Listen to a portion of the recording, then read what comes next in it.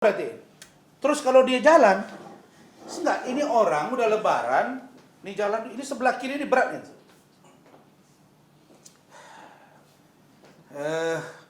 Pesan dari kediaman Hotman untuk ini lari juga enggak, kok sesak napas ini orang gitu.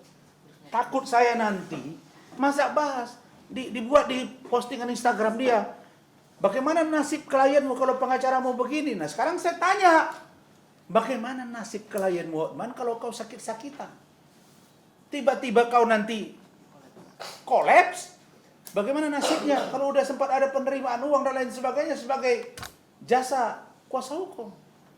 Jadi kalau saya lihat ini orang, sudah jelas dari tukang pergi ke clubbing jadi olahraga pagi. Masa dia nggak sadar-sadar ya? Maka saya baru baca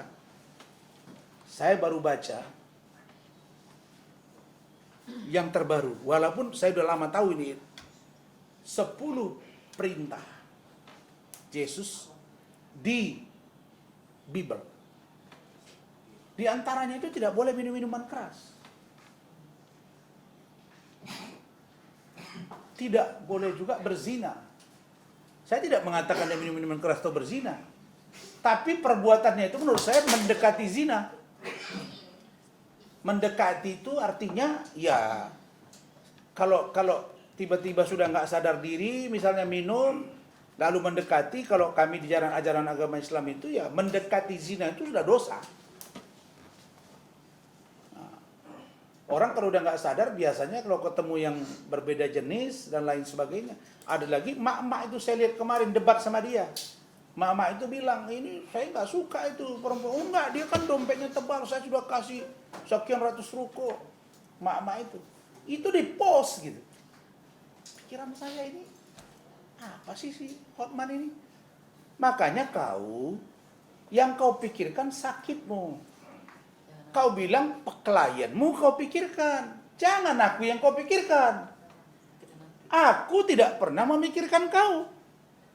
Persidangan di pengadilan tidak pernah aku pikirkan kau.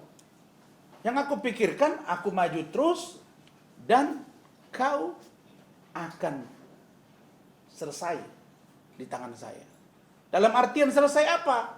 Kau tidak akan terbukti bahwa kau merasa paling jago sehingga kau nggak bisa dikalahkan. Saya yakin saya bisa mengalahkan kau.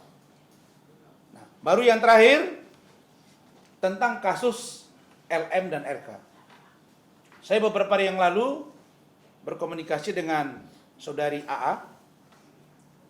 Saya tanya, AA, benar kamu ada sesuatu dengan RK? Dia bilang sumpah bang nggak ada. Dan dia juga akan mengambil langkah hukum pada waktunya. Dan saya kenal AA ini. Sampai dia bilang, wah ini kasihan Pak RK ini, saya bilang diserang kiri kanan. Apa dia jawab? Cerdas juga AA ini. Apa bedanya Bang Rasman?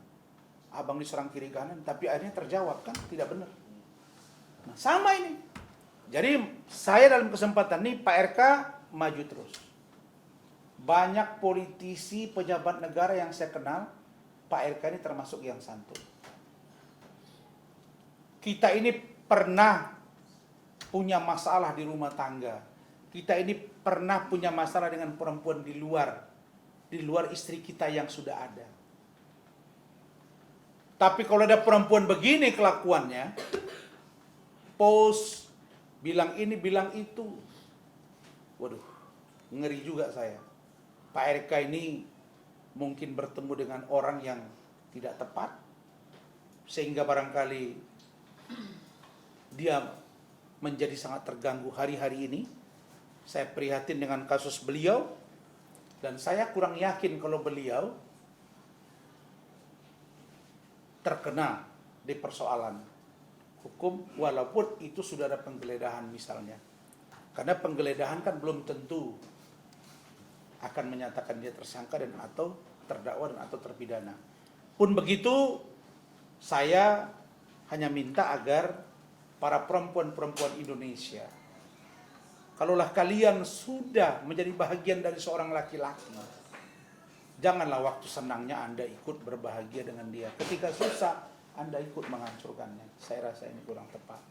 Maka siapapun yang bisa membuat terang masalah ini, membantu jangan menjadi masalah yang melebar, saya sangat apresiasi. Dan Ranlofom akan tetap membantu jika diperlukan untuk menangani dan mencari celah hukum agar masalah ini bisa selesai. Itu saja. Terima kasih.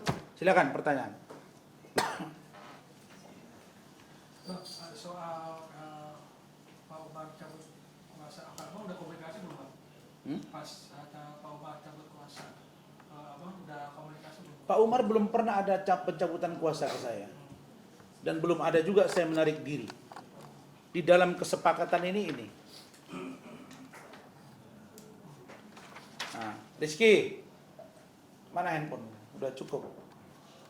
Sekarang saya perdengarkan video saya dengan Pak Umar ketika malam-malam datang ke rumah saya.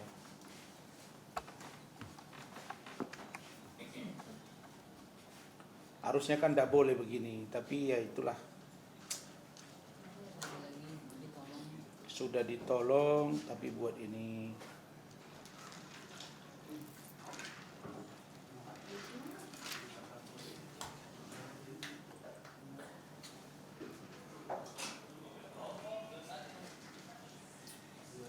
Nih.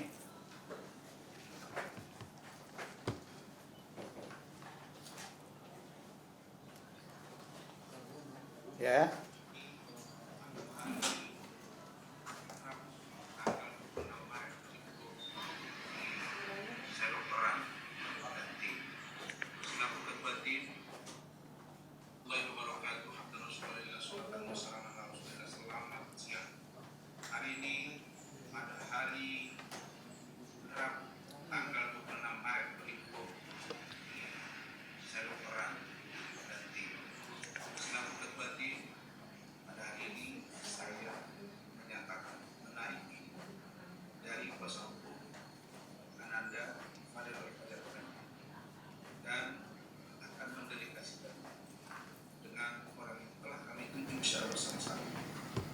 Saya, Pak Umar, Martin, dan Dita serta Bukiti demi kebaikan pada dengan catatan surat kuasa ini digunakan untuk kepentingan bantuan hukum terhadap Ananda pada penyidik, bukan untuk dipublikasi.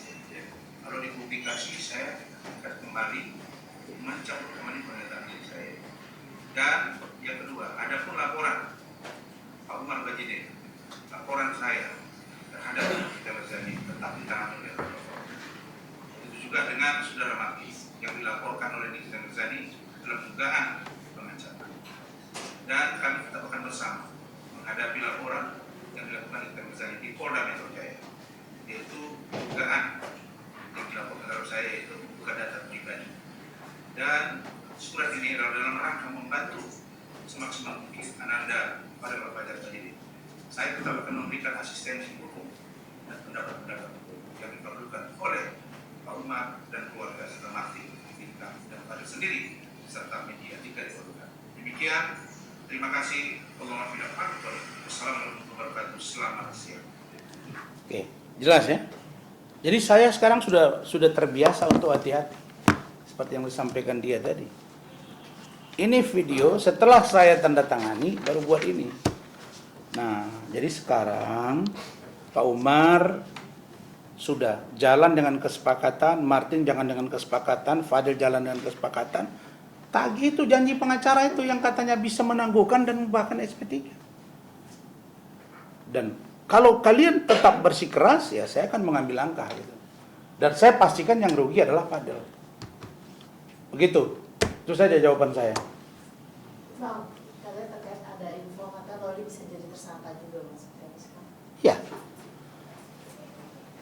Jadi tersangka kalau Loli dilaporkan.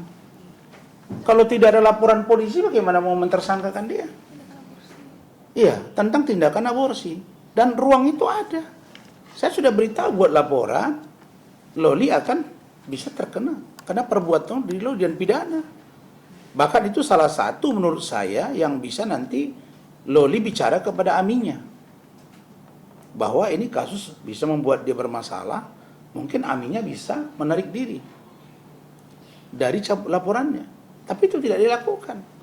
Dengan alasan katanya sudah bulan Ramadan, ingin baik hari baik, bulan baik, tak mau lagi ada masalah. Tapi dengan ngomong-ngomong begini kan ujungnya bermasalah ke saya pula. Bagaimana ceritanya kalau begini? Kan tidak mau kita. Makanya saya bereaksi. Tadinya kita kan nggak ada ayam nih. Saya akan bicara A, bicara B, urusan lain, urusan Hotman, urusan di kita misalnya. Saya akan fokus ke sana. Fadel ya kalau kalian tanya saya jawab. Tapi kalau begini caranya ya nggak bisa. Saya membangun kantor logam ini bukan gampang untuk sampai ke titik ini gitu.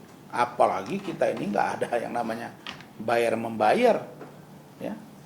Jadi saya kira itu mereka tidak lakukan, justru itu yang menjadi tanda tanya. Dan bahkan dia bilang lagi waktu itu, iya bang nggak mungkin dong bang, kita cabut, enak aja kata Pak Umar, kecuali dicabut laporan oleh NM kepada anak saya. Karena saya katakan, laporan kalian buat atau tidak dibuat kepada Loli, tetap saja pasal yang disangkakan kepada Fadel itu dua. Satu, mengetahui atau menyuruh aborsi. Yang kedua, melakukan kekerasan seksual di bawah umur.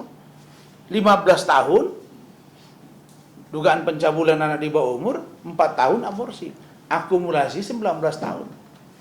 Sedangkan NM dugaannya, ancam hukumannya 20 tahun. Ya kayaknya nanti mereka akan menjalani hukumannya nggak jauh-jauh beda. Kira-kira begitu. Oke? Cukup ya? Baik, barangkali itu terima kasih.